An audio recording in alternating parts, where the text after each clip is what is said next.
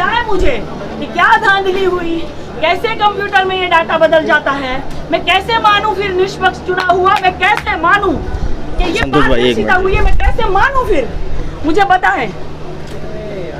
जी कर रहे हैं आप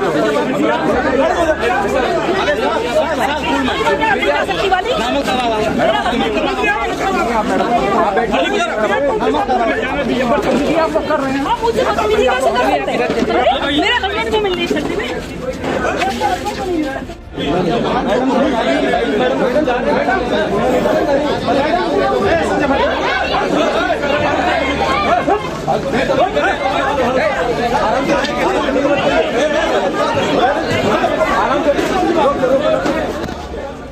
ये गोरखपुर नगर निगम चुनाव के मतगणना स्थल का वीडियो है। ये मतगणना स्थल पर क्या हो रहा है ये आप खुद देख सकते हैं। काजल निषाद ने प्रशासन के ऊपर गंभीर आरोप लगाते हुए उन्होंने कहा है कि जब 3.5 लाख मत पड़े हैं तो 5.5 लाख की गिनती क्यों हो रही है। इसको लेकर काजल निषाद बाकायदा समाजवादी पार्टी के लोगों के साथ वहां पर प्रदर्शन करने लग गई। बाकायदा प्रशासन और पुलिस प्रशासन से बाकायदा वो कह रही थी कि रिकाउंटिंग किया जाए। रिकाउंटिंग के लिए गोरखपुर में काजल निषाद का ये मांग 3.5 लाख में से 5 लाख हो गया, कैसे हो जाता है 5 लाख? मुझे बताइए ना, क्यों नहीं मैं मानूं कि ये निष्पक्ष चुनाव है? कैसे मानूं मैं मान रही थी, शुरू से मान रही थी। मैंने कहा ठीक है, जो भी निर्णय होगा जनता का ठीक है, लेकिन आखिर में कैसे ये धांधली हो गई? अब मैं कैसे मानूं कि शुरू से जो चल रहा था, शुरू से जो इनकी बढ़त चल रही थी वो सही चल रही थी? मैं कैसे मानूं? मुझे बताएं, मुझे समझाएं। मैं कब से बोल रही हूँ सर को बैठ जाइए, बात करते हैं, बैठने को तैयार नहीं वो।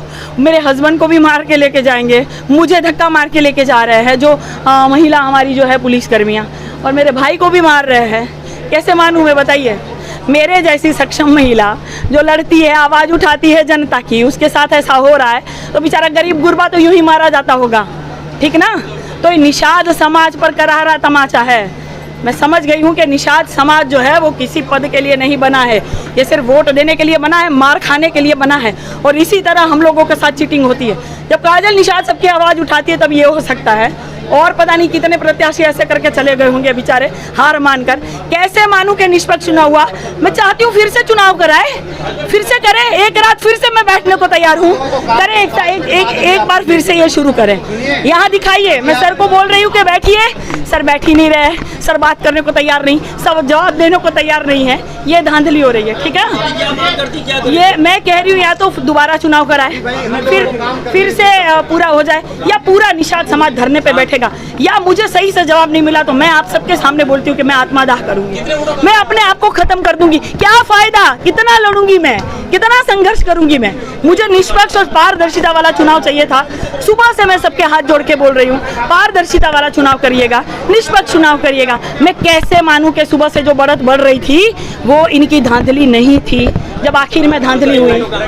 नहीं, अरे भाई 3.5 लाख वोट पड़ा है, 5 लाख के 4 लाख कैसे बताएंगे? कैसे बता दिया? क्या दिक्कत आ गई मुझे बताइए? कंप्यूटर का खेल है, क्या हाथों का गेम है, कि कहीं और रखा हुआ है, या दूर से कोई इसको कनेक्ट कर रहा है? मैं कैसे समझूं?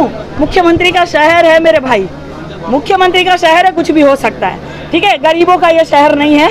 मैं समझ गई हूँ अच्छे से, मुझे जवाब दे। जवाब न दे तो जो मैंने बोला है मैं करके दिखा दूंगी। अरे वो मैं बोल रही हूँ, बैठ जाइए सर, बैठ जाइए, बात कर लेते हैं, देख लीजिए। आप सबके सामने मैं बोल रही हूँ, सर बैठ जाइए, बात करते हैं। आइए सर, बात करें। मतलब क्या मैं पिछड़ा समाज क्यों, निषाद समाज क्यों, इसीलिए क्या कहा जा रहा है, क्या किया जा रहा है कंप्यूटर के साथ? मुझे जवाब दीजिए, यहीं बैठिए। वहीं सांसद रवि किशन ने कहा कि विरोधी ऐसे ही चिल्लाते रहेंगे जब जनता ने जनादेश दे दिया है। भाजपा का लक्ष्य होता है अपनी जीत की तरफ। हम लोग अब जीत गए, अब विरोधी कौन क्या कहता है, विपक्षी क्या कहता है, उन लोग हार गए। हारने वालों के लिए अब क्या कहना, जनता ने ही जवाब दे दिया। पूर्वांचल में क्वालिटी एजुकेशन और एक्सीलेंट प्लेसमेंट के लिए राष्ट्रीय और अंतर्राष्ट्रीय पुरस्कारों से सम्मानित KIPM गीडा गोरखपुर।